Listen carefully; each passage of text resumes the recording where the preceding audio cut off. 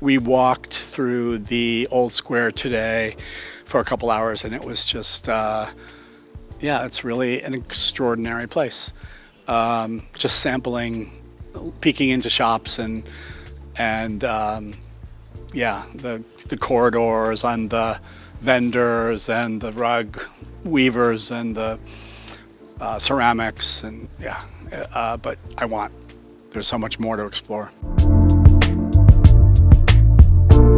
I didn't go to Bard College, I went to Brown University, but at Bard I started an MFA program, and it's at Bard that I made the short Superstar, the Karen Carpenter Story.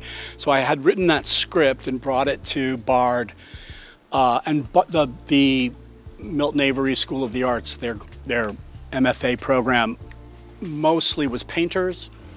There were some sculptors, some musicians, and 2 filmmakers. So there wasn't a lot of, so I had the place to myself in terms of filmmaking. And that was a formative film for me, Superstar. It was sort of realizing an idea I had about telling a story with dolls, but bringing something serious to the subject matter that was reflected in the life of Karen Carpenter and her death and struggle with anorexia.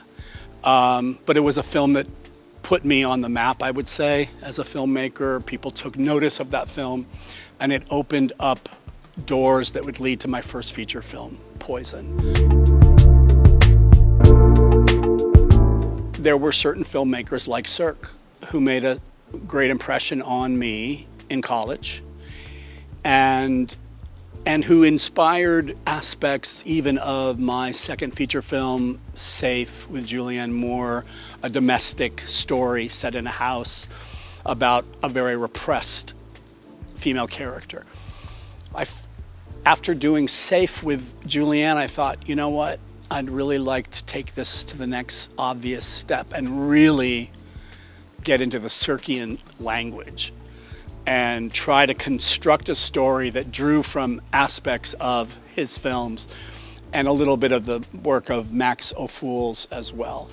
But the tradition of melodrama and the tradition of which Fassbinder, the German filmmaker, was so inspired by with Cirque when he first saw Cirque films. It changed the whole way that he thought movies could connect to audiences.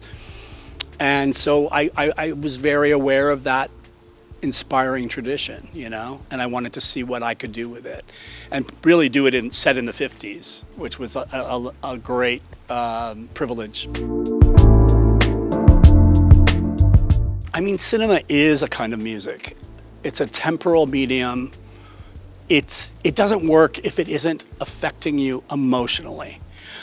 And that's true for music. No matter how great the lyrics are, how brilliant the Bob Dylan lyrics are to a song, John Lennon used to say, you don't have to understand a single word he's saying to know what he's talking about because of the music itself. And I think that's true for cinema, that you have the emotion has to be conveyed beyond language, beyond the spoken word, beyond character and plot. But there are certain musical artists whose specific careers and adventures in music lent themselves to cinema, or at least I felt they did, you know. And the glam rock era, spearheaded by David Bowie in the 70s, brought a sense of theatricality and spectacle to the musical performance, right? And the whole idea of telling stories in his songs, like the Ziggy Stardust was a narrative, and it was presented like a narrative experience on stage. So it felt particularly relevant to tell it on screen and have it be a spectacle experience. And with Bob Dylan, in a similar way, the way he kept switching styles, genres, influences in the 1960s and absorbing the tremendous amount of creative activity that was going on in the 60s, musically, but also in every other aspect of the arts, including film, felt like it was a perfect subject to tell on the screen. But it had to be done in a way that honored that complex subject. What was such an opportunity in telling the story of the Velvet Underground and doing my first documentary, I knew it had to challenge the conventions of traditional documentary, but because the avant-garde cinema that was occurring and the entire avant-garde culture in art and music and film that was happening in the 1960s in New York in particular were so much a part of the firmament that band came out of.